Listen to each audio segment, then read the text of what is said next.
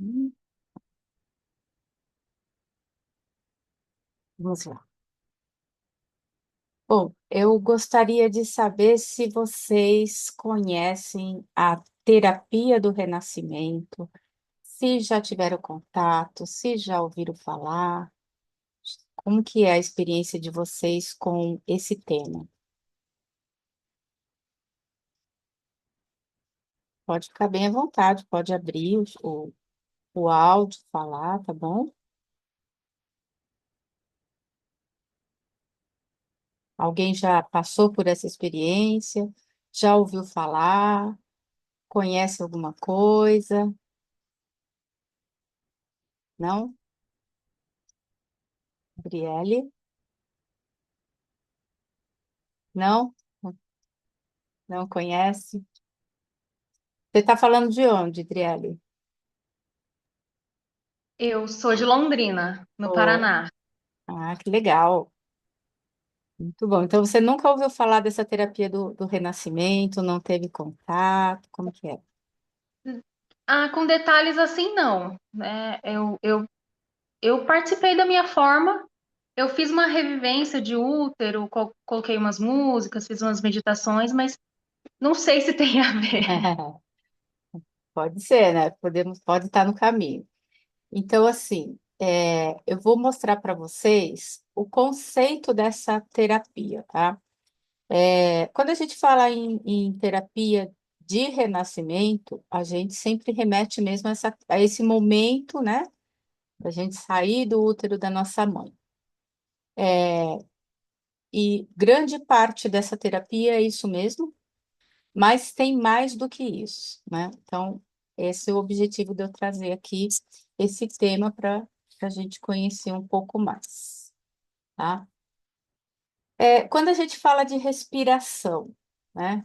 Se nesse momento eu pedir para vocês pararem um minutinho e prestar atenção na respiração de vocês, o que que vocês poderiam me contar da respiração de vocês? Ela está ofegante? Ela está acelerada? Ela está calma? É uma respiração que levanta o peito? Ou é uma respiração que a gente sente aqui na barriga? Como que é essa respiração? Sente um momentinho essa respiração. Pode fechar os olhos, prestar atenção nela. E sentindo a sua respiração, o que que o seu corpo está sentindo com essa respiração? Não precisa alterar a respiração, exatamente como ela está. Se for calma, se for acelerada, o que que traz de sensação para o seu corpo?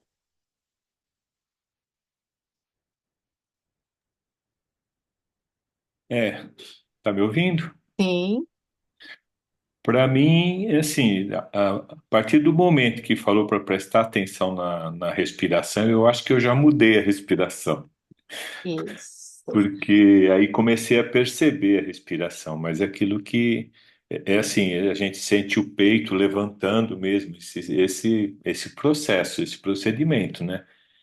E a gente normalmente não presta atenção na respiração, mas assim que a gente passa a prestar atenção, a gente se sente melhor. É assim que eu sinto, tá? isso, isso. A ideia é exatamente essa, né?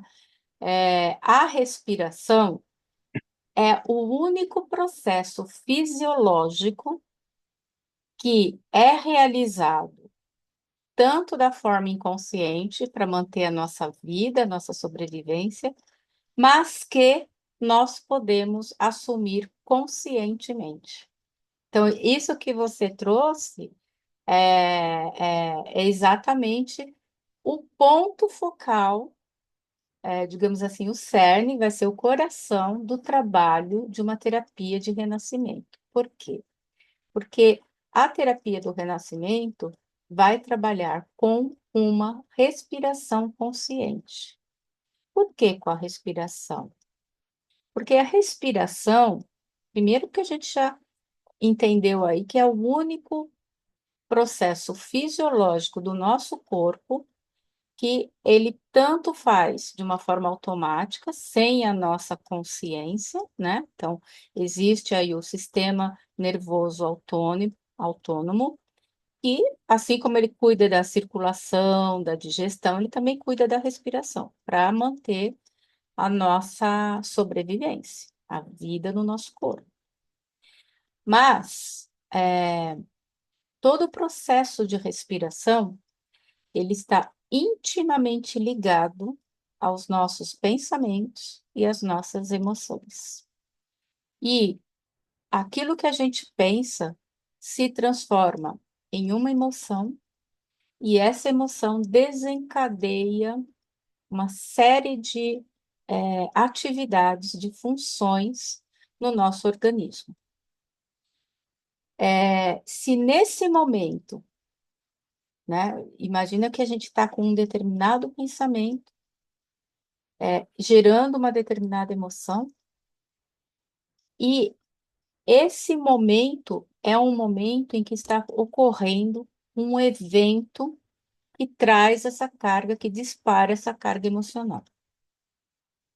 A gente sabe que a emoção é também o aspecto fisiológico que gera memórias. Então, as memórias só existem com emoções, né?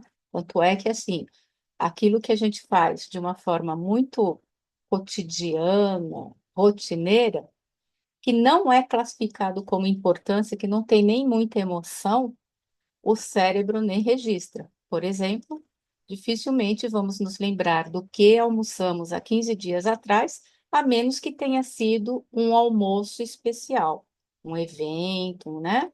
Especial, por quê? Porque ele teria uma carga emocional.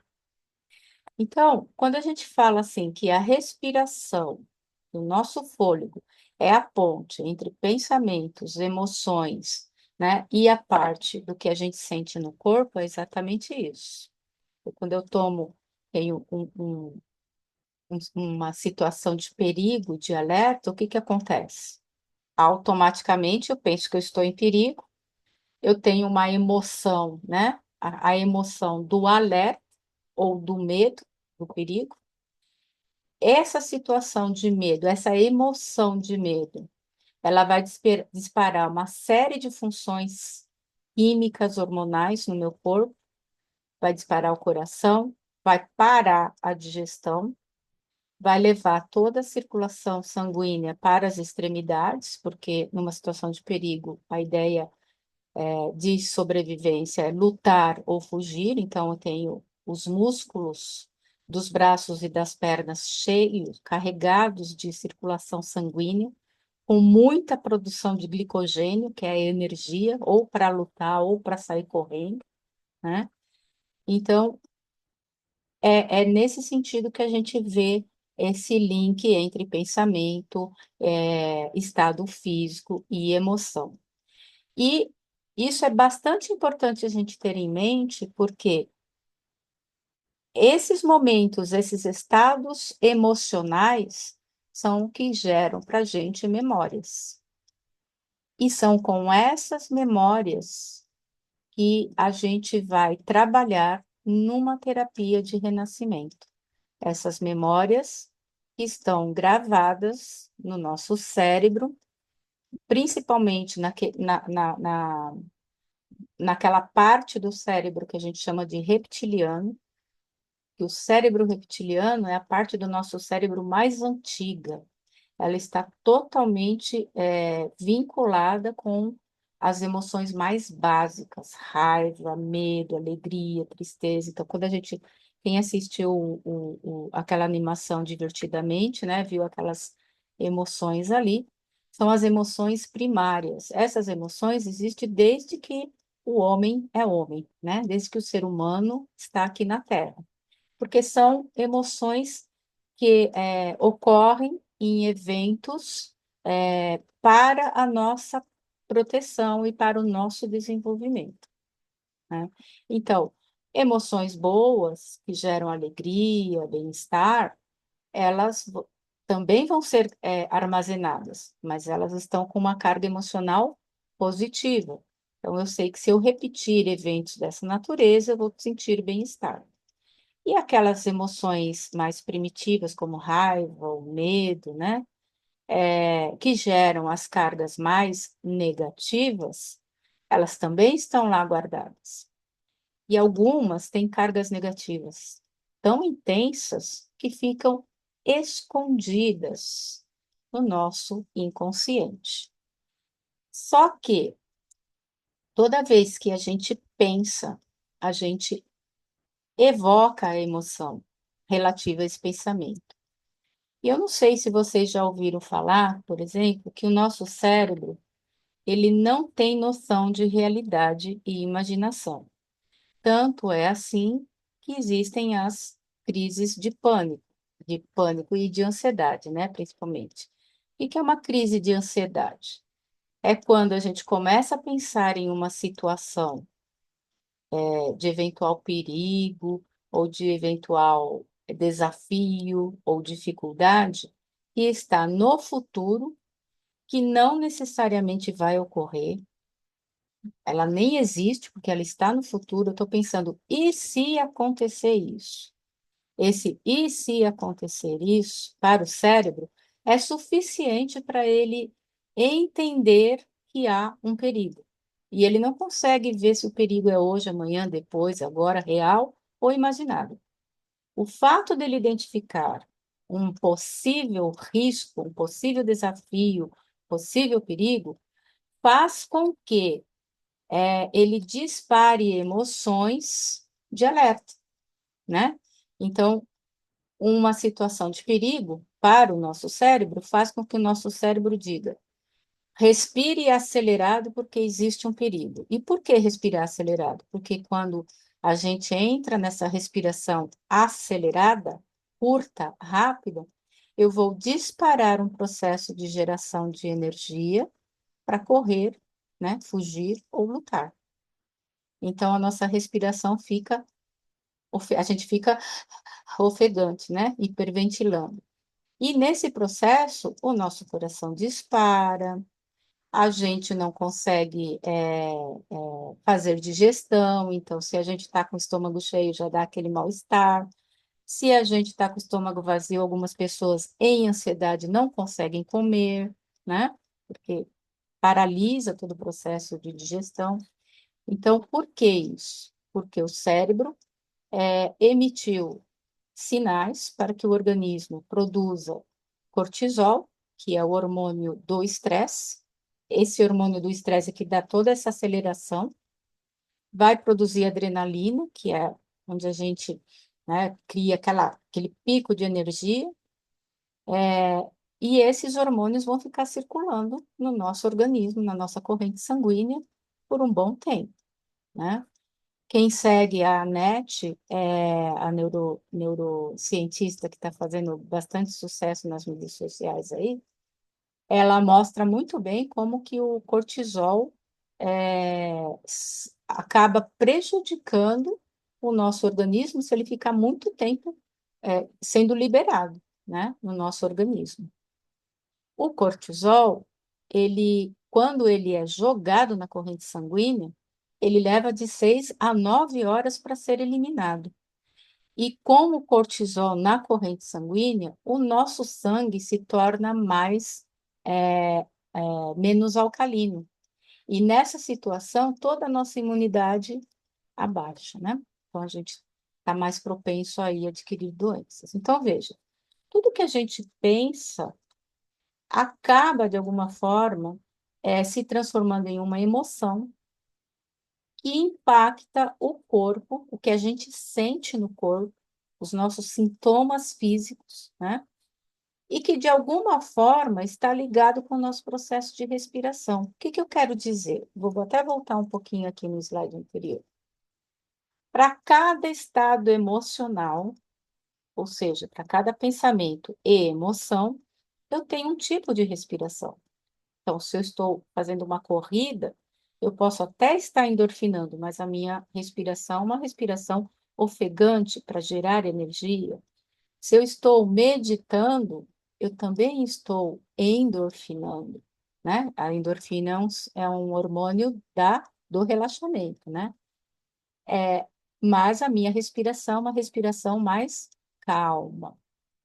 Se eu estou em uma crise de ansiedade, eu tenho uma respiração muito mais focada aqui, muito mais curta, né? Então, aquela respiração que fica aqui, a gente sente o peito subir e descer muito rapidamente, né? E tudo isso está refletindo no nosso corpo. Com essa ideia, a gente também chega à conclusão, né? A gente também demonstra que todas as nossas emoções acabam sendo registradas como uma memória. Então, todos os nossos eventos, as nossas experiências, elas geram situações mais calmas, mais traumáticas, mais estressantes, mais relaxantes, e todas elas se transformam em memórias. E as memórias decorrentes dessas emoções são gravadas principalmente aqui, ó, não sei se vocês conseguem ver, eu estou mostrando, nesse pontinho azul aqui, chamada amígdala, tá? Dentro do cérebro, bem no centro do cérebro. Essa parte mais colorida do cérebro é o cérebro mais antigo nosso. Ele é responsável pela preservação da vida. Então, desde que nós surgimos na face da Terra, este foi o primeiro cérebro, né? Depois a gente tem aí o acréscimo do tronco encefálico com o cerebelo, e por último o homem, né? O Homo sapiens desenvolveu essa parte mais rosada, que é a parte do raciocínio, dos pensamentos conscientes, né? Da nossa consciência e das nossas tomadas de decisão, né? Que tudo é processado. As memórias, elas começam a ser, então, gravadas, registradas através da amígdala, e essa parte aqui, ó, chamada hipotálamo, ela é responsável por gerenciar essas memórias. Então, até ilustrei aqui uma situação, né, de trauma de uma criança, vendo o pai com abuso violento, né, força contra a mãe, a criança nesse medo, nesse trauma. O que está acontecendo com essa situação da criança? Ela deve estar ouvindo gritos, né, choros, ela não pode fazer nada, ela está totalmente aqui vulnerável nessa situação, e tudo isso que ela está pensando está gerando uma emoção de quê? De medo, de pânico, de impotência e talvez de muita raiva. Todas essas emoções estão gravando essa memória aqui, né?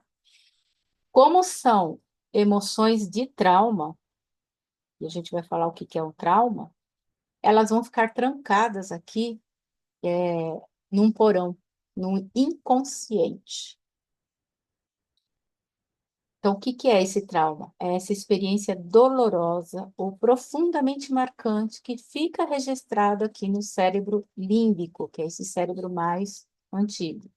E por isso não é facilmente acessado por processos cognitivos. O que que é o processo cognitivo? É o pensamento que ocorre nessa parte do cérebro, é aquilo que a gente pensa, que a gente tem consciente, né?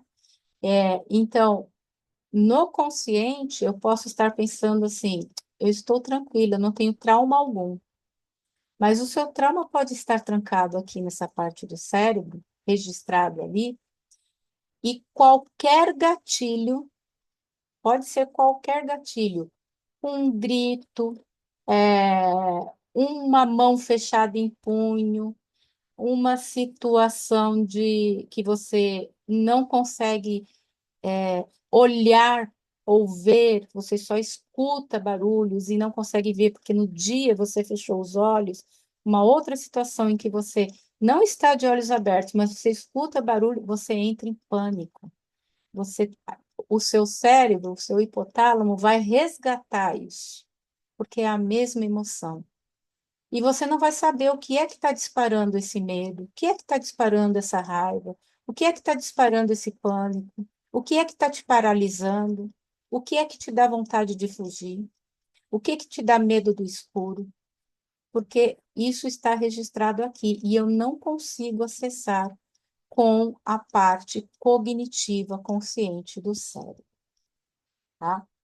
Como essa situação foi gerada por emoção, essa emoção teve um aspecto específico de respiração, uma determinada respiração que aconteceu aqui.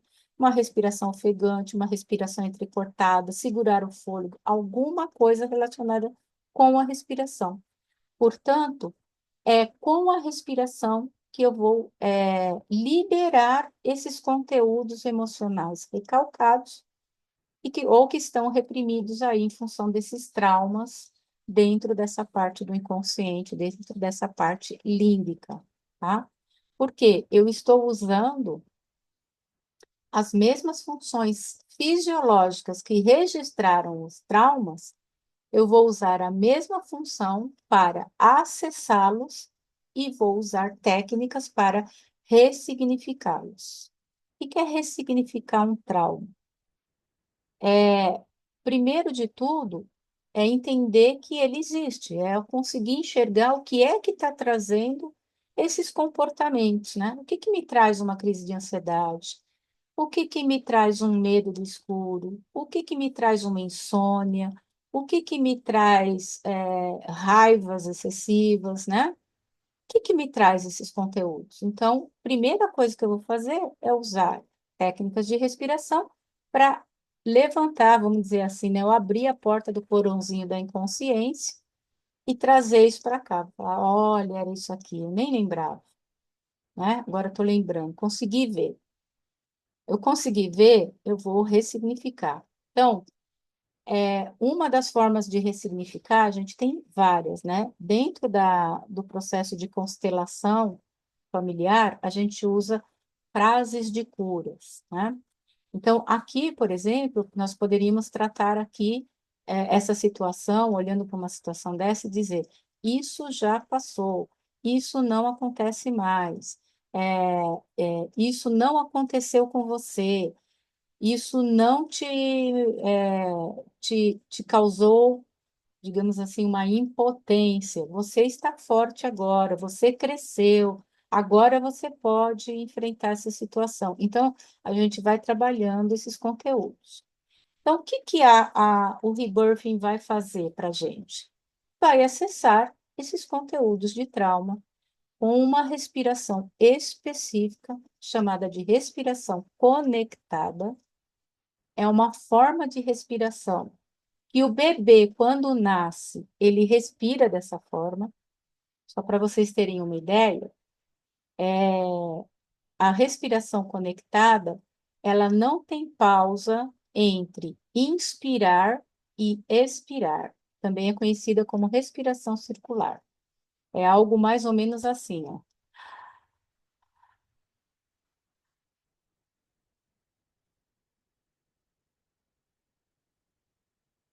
Tem pausa, tá?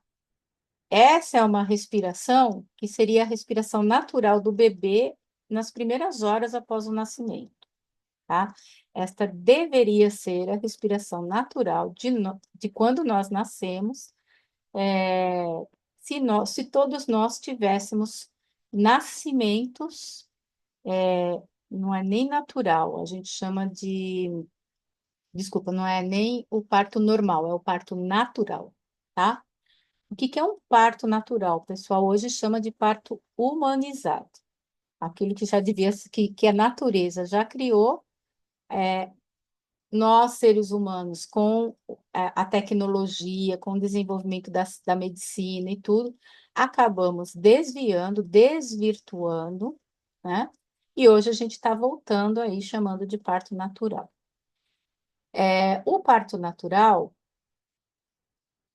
seria aquele parto em que a criança consegue nascer com a força, a sua própria força, de sair do ventre da mãe, ajudada pelos hormônios naturais que a mãe produz no momento do parto, né?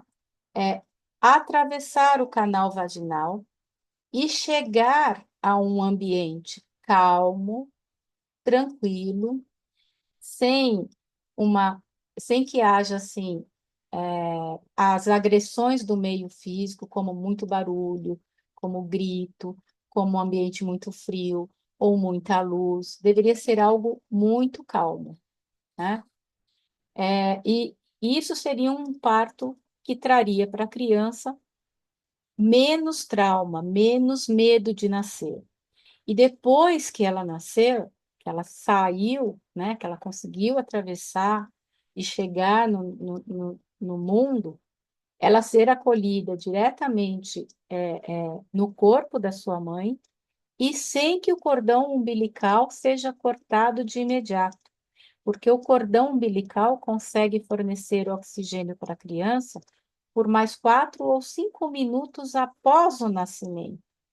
É o tempo suficiente para que a criança aprenda a respirar sozinha, sem o tapinha na bundinha dela, porque o tapinha na bundinha dela dói, ela assusta, e com o susto ela engole uma quantidade de ar tão grande que chega a queimar os pulmões, arde o pulmão, porque não tem, está tudo fechado e não tem ar lá dentro. E de repente ela, aquele susto. Por isso a criança chora, né? Então, quando a gente pensa, nossa, meu filho chorou, está vivo, né?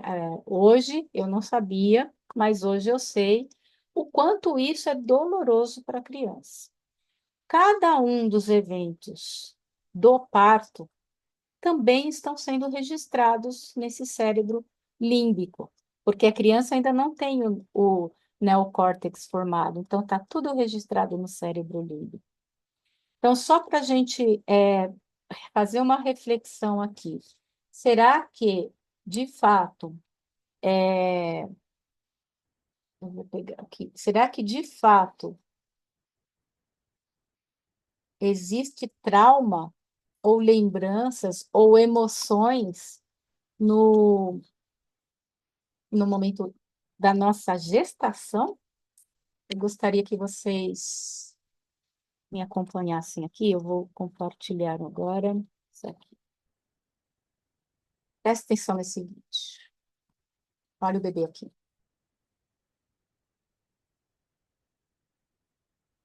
Ele está fazendo ultrassom, ó. Isso aqui é a barriga da mãe. Isso aqui é a imagem. Olha como ela sorri de ouvir o pai. Por novamente, para vocês verem.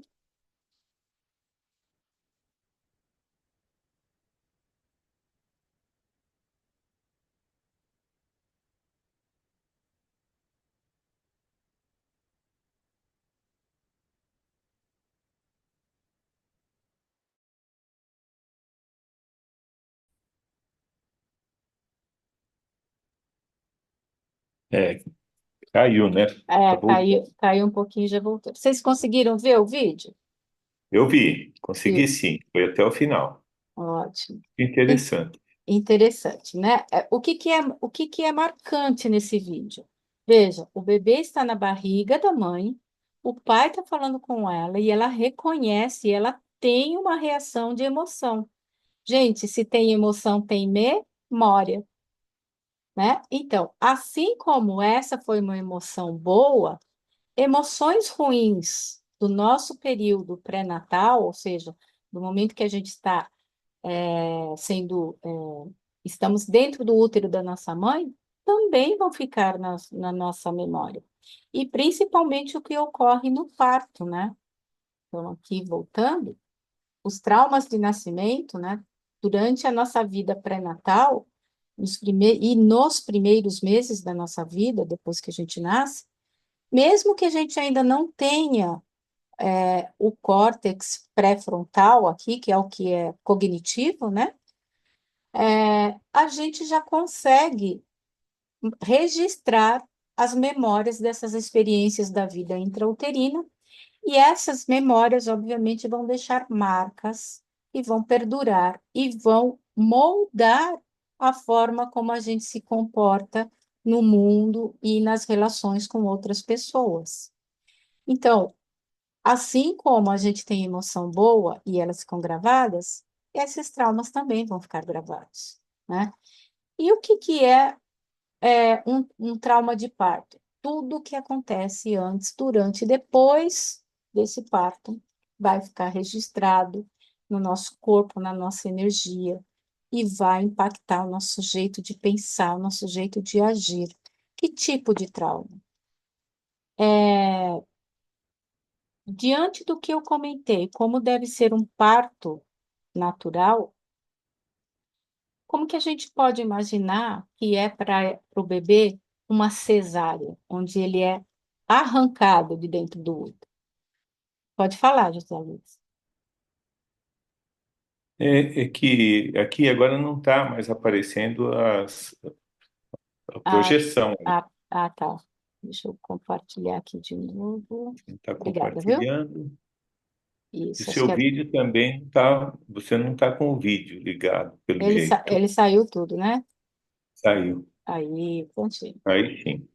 tá? Tá, Obrigada, viu? obrigado.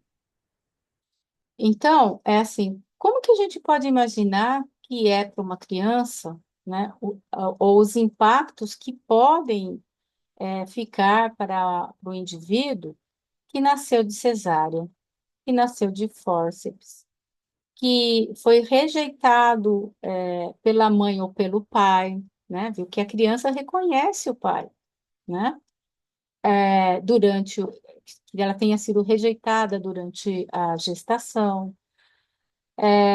Situações dessa natureza são registradas na criança. Só para a gente ter uma ideia,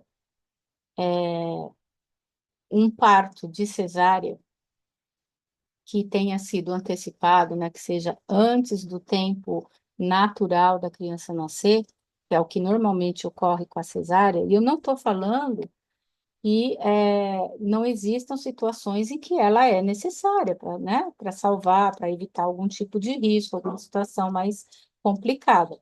Mas numa situação normal, imagina a criança que está lá acomodada no ventre da mãe e de repente, né, abre-se um rasgo no ventre da mãe, aparece a luz, ela está acostumada com o escuro, alguém põe a mão nela, ela nunca sentiu nenhum toque, alguém põe a mão nela e puxa ela para fora. Além disso, antes de iniciar o processo de cesárea, a mãe tomou anestesia. E a gente sabe que a anestesia passa pela corrente sanguínea e vai atingir essa criança. Essa criança pode nascer adormecida, né? Então, ela se vê totalmente ali vulnerável, indefesa, e as pessoas arrancando ela de um lugar que é seguro, confortável, é o ambiente que ela está acostumada, trazendo ela para um ambiente totalmente novo, diferente, de uma forma, para a criança, é uma forma agressiva, com mãos tocando ela, virando ela de todo lado, batendo na bundinha dela, fazendo ela respirar com o susto, né? Queimando seu pulmãozinho de ar. E aí ela chora e todo mundo, aquele grito de alegria, olha só, mas aquele grito de alegria machuca os ouvidos dela. Ela não está acostumada com barulho, né? A sala é muito fria, se for um ambiente hospitalar. Então, como que é para essa criança? Tudo isso ficar gravado ali no, no, no, no cérebro dela, nas células, né? No corpinho dela, na energia dela, como ela vai reagir durante a vida? Ela pode ter, perante a vida, uma atitude de esperar que sempre as pessoas nasçam ela, ou seja, é aquela pessoa que ela não consegue fazer nada sozinha, ela precisa sempre de alguém pegando na mão e levando ela para a situação, precisa sempre de alguém fazendo por ela, porque ela não conseguiu fazer nem o próprio nascimento, ela não conseguiu vencer, atravessar a vida, né? Sair ali do útero e vir para o mundo sozinha. Então, é uma pessoa que tem a tendência de ficar estagnada, não vai para frente, fica esperando que alguém faça, né? Então, isso pode ser uma das atitudes.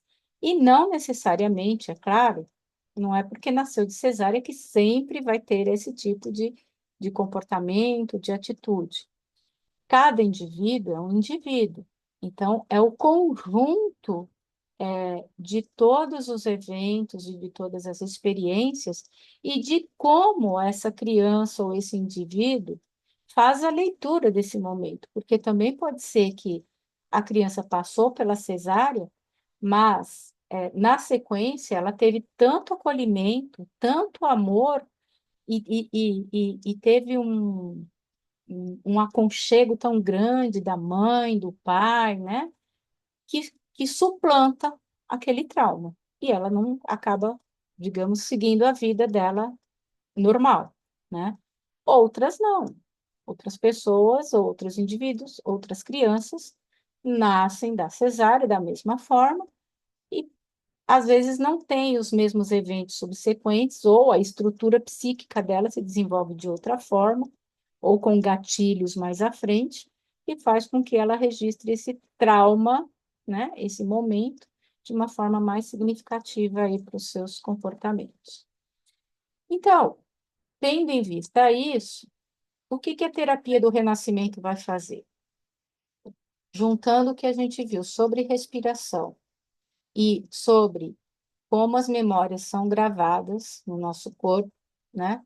Com essas cargas emocionais, nós vamos usar a sessão de renascimento, ela utiliza a técnica da respiração conectada, que é a respiração que o bebê tem naturalmente, utilizando todo o abdômen, o diafragma, para fazer essa respiração, sempre conduzido pelo renascedor, sempre com o apoio do renascedor, e vai entrar num estado de relaxamento, onde esse processo de respiração vai acessar essas memórias, esses conteúdos, que podem ou não ser relacionados à vida pré-natal, né? A vida uterina, podem ser ou não relacionados à vida depois do nascimento e até a vida adulta. Qualquer tipo de trauma pode ser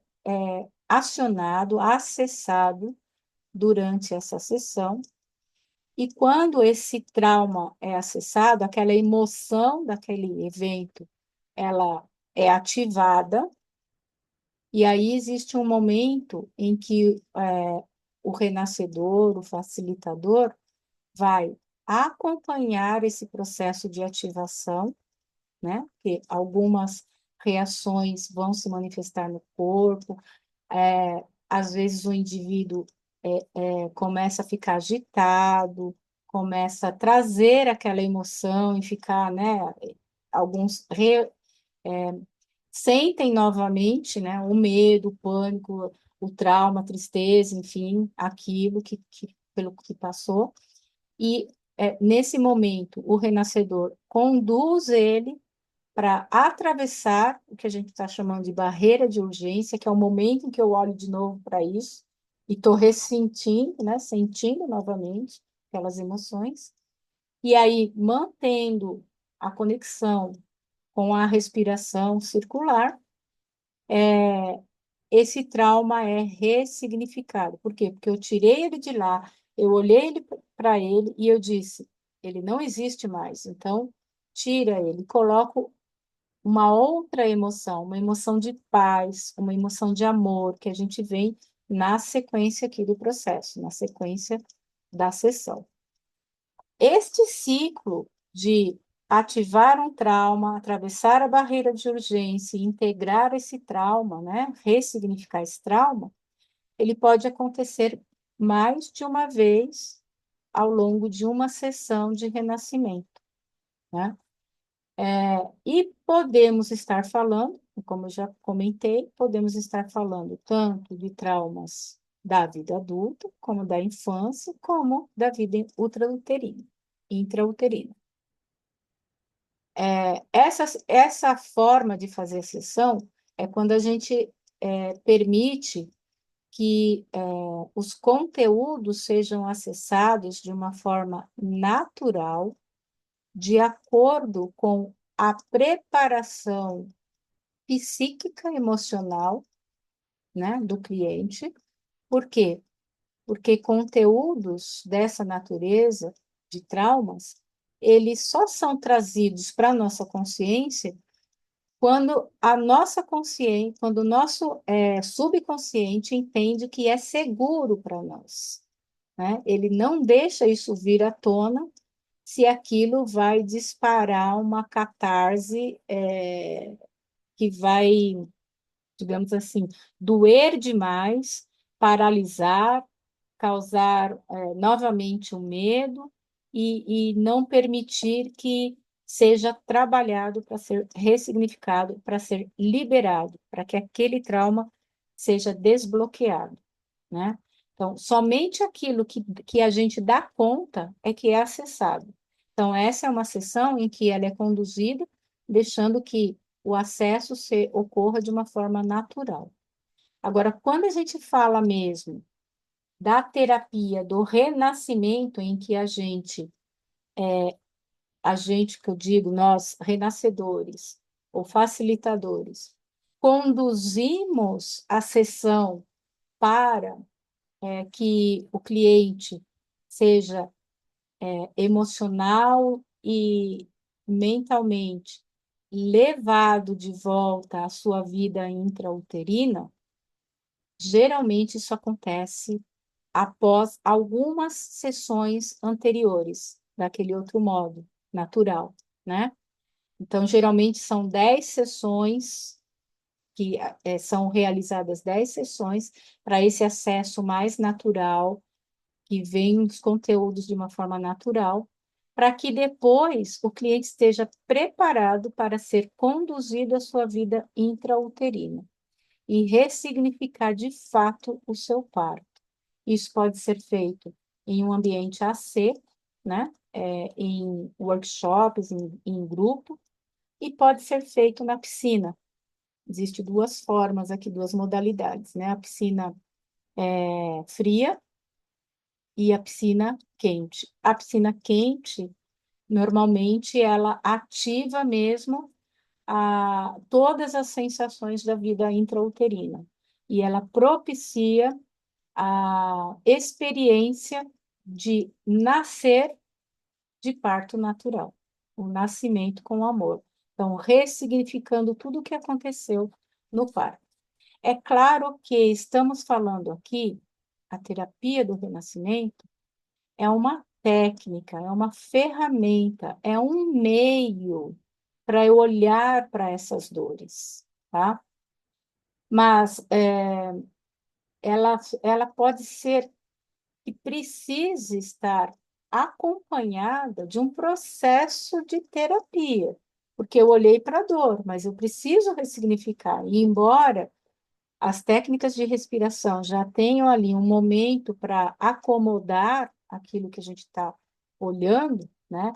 Ressignificando, tirando os bloqueios, liberando, eu preciso depois de algum acompanhamento aí, eventualmente terapêutico, energético, para entender o que que eu vou fazer com isso. E agora? Agora que eu já sei por que que eu tenho tanta raiva, o que que eu vou fazer com isso? Para onde eu vou? Para onde eu direciono? Como eu faço? Né?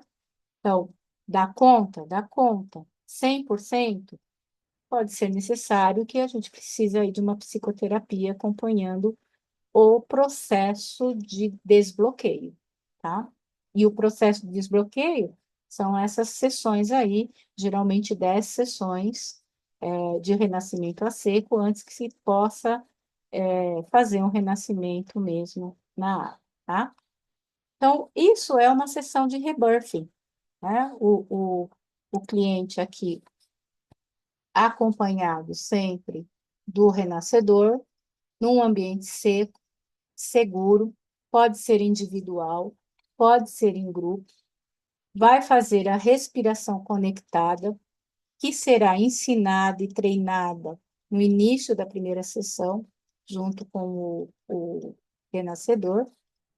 Todo o processo é consciente, em nenhum momento o cliente ali, aquele que está renascendo, ele não perde a consciência. Eventualmente, o que pode acontecer é o processo causar um relaxamento tão grande que a pessoa pode querer dormir. Por isso, a presença do renascedor importante para evitar, né, o dormir, porque o dormir pode ter, inclusive, ser uma fuga, né, inconsciente para não olhar para a dor, né? Esse ambiente sempre seguro, estar no chão é proposital, porque pode haver movimentos, você pode querer entrar na posição fetal. Algumas pessoas nascem mesmo, né? Fazem um trabalho de parto. Às vezes a gente precisa ter uma equipe para fazer um parto, literalmente, né? Então, por isso o ambiente por isso que se faz no chão, para evitar qualquer tipo de risco, né? Às vezes, ao final do processo, da sessão, a pessoa relaxa, tem até uma mantinha, cobre, dá aquela, né, integra. Então, tem até esse nome de terapia do renascimento, porque, apesar de eu poder tratar conteúdos do parto, não necessariamente eu posso tratar outros conteúdos, mas mesmo quando eu trato conteúdos que são traumas mais da vida adulta, a sensação ao final é uma sensação de que a gente renasceu. Porque de fato a gente renasce, eu tiro aquilo que é ruim, eu tiro o bloqueio, eu tiro o que me pesa, eu tiro o que me dói, e eu renasço, né, com uma nova energia, com uma nova disposição, com uma nova visão de vida. Então, por isso que chama terapia do renascimento, né? Essa sessão, ela dura mais ou menos 1h30 a 2 horas, e ela sempre vai passar por 3 fases. A ativação, que é quando a gente ativa o acesso à memória. Passamos a barreira de urgência, que é quando a gente revive aquele trauma, e integramos, né, de uma forma consciente, e agora com amor, sem trauma, a gente integra aquela vivência de uma forma mais tranquila, mais amorosa, né? E isso vai permitir que a gente vá liberando os traumas e os bloqueios, como eu disse, e não só os do nascimento. Então, é assim que ocorre basicamente a sessão do Rebirth, sempre com o objetivo de acessar conteúdos de memórias e traumas que possam estar impactando de uma forma inconsciente o nosso comportamento e as nossas atitudes em relação à vida e em relação às pessoas, sem que a gente saiba por que que a gente está agindo dessa forma, porque tudo está guardado no inconsciente, e como a gente viu, o nosso consciente não tem a chave para acessar esses conteúdos. Então, enquanto a gente não olha para esses conteúdos, eles estão comandando as nossas atitudes sem que a gente tenha controle sobre eles, né? São eles que estão nos controlando, tá? Tudo bem até aqui? Eu gostaria agora de ouvir vocês. Da minha parte, sim. Aí, depois, qualquer dúvida, eu vou falar depois, tá? Isso. Driele, Priscila, né? Alguma dúvida, algum comentário? Até agora, até agora ok também. Nenhuma dúvida. Nenhuma dúvida? Não. Driele? Tá no mudo, Dri. Não é o que eu tinha presenciado, né, passado. É, só passando, só Só fazendo para vivenci... entender, né? Só vivenciando, né? Fiquei bem É curiosa para passar, para vivenciar isso.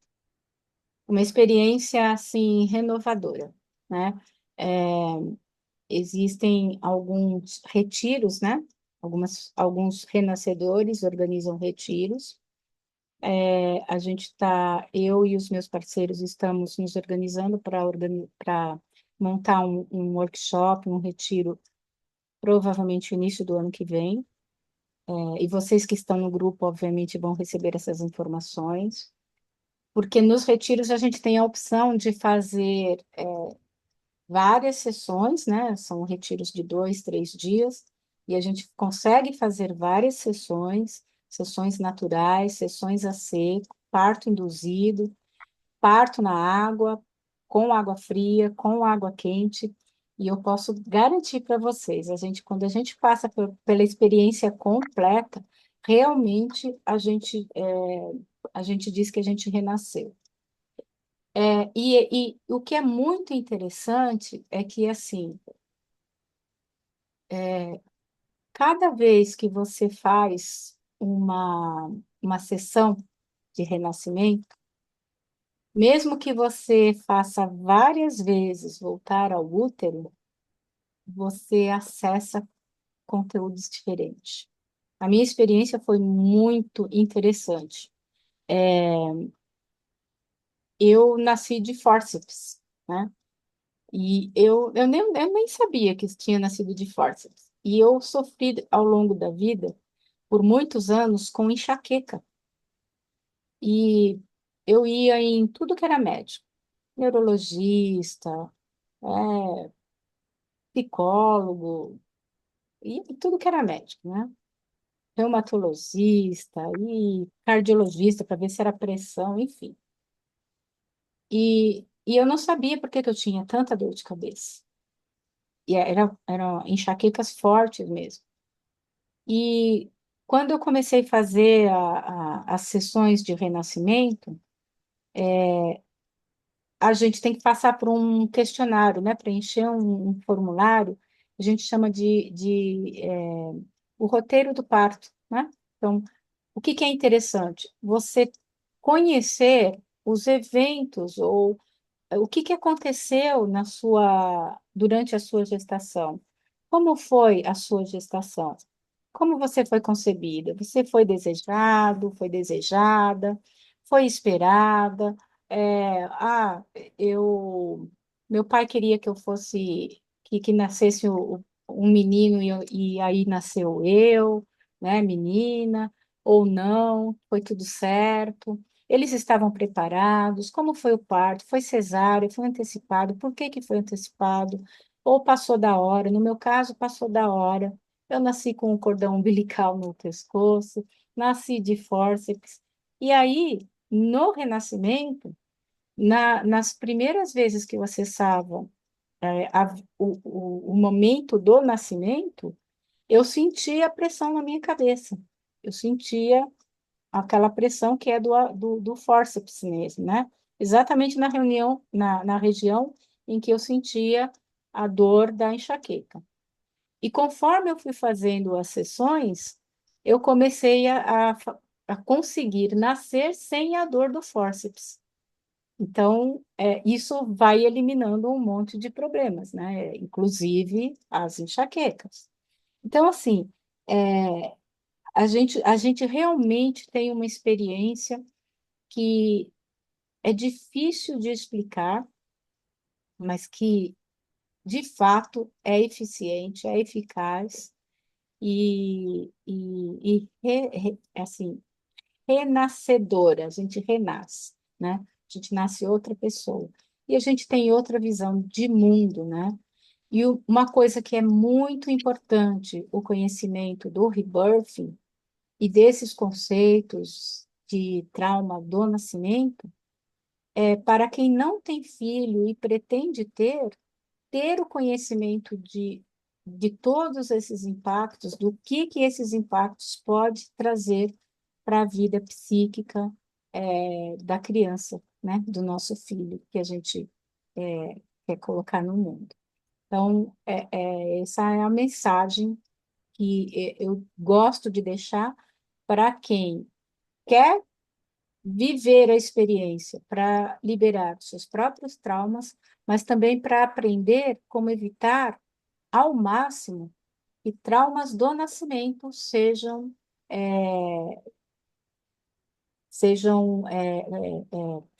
realizados, né, ou provocados para os nossos filhos, né? Eu não tenho mais jeito, meus filhos já nasceram, então não sabia disso. Agora eu só posso orientá-los para que eles não façam as mesmas coisas, né? Mas fica a dica, né? É essa a ideia. Tudo bem? Tudo bem, tudo bem. Então é isso. Tudo bem, Adriele? Muito bom. Priscila? Valeu. Bom, gente, eu fico à disposição de vocês. Continuem me seguindo lá. Agradeço muito vocês terem entrado, terem aqui participado, né? São mais pessoas conhecendo dessa terapia, divulgando, porque ela, de fato, é uma terapia que ajuda muitas pessoas, pessoas que têm pânico, ansiedade, até mesmo problemas de burnout, né? Aquela situação relacionada a trabalho. Então, todas essas situações são situações que podem ser contornadas com a ajuda dessa terapia. E o conhecimento dessas questões, desses traumas do nascimento, que também são importantes para quem pensa em ter filhos, né, em levar esse conhecimento adiante. Então, fico aí à disposição de vocês. Se surgir dúvida, fiquem à vontade para perguntar ali pelo grupo mesmo, tá? E me sigam, continuem me seguindo lá no Instagram. Eu vou continuar gerando aí conteúdos para divulgar essa técnica, para que mais pessoas tenham conhecimento e sejam beneficiados pelos impactos dessa ferramenta, dessa terapia que é tão maravilhosa. Tá bom? Ok. Grande beijo, obrigada, boa Beijo. noite Obrigado. e Obrigada. até Boa a noite. próxima. Boa Boa noite a noite. todos. Até. Tchau, Boa noite. Tchau. tchau.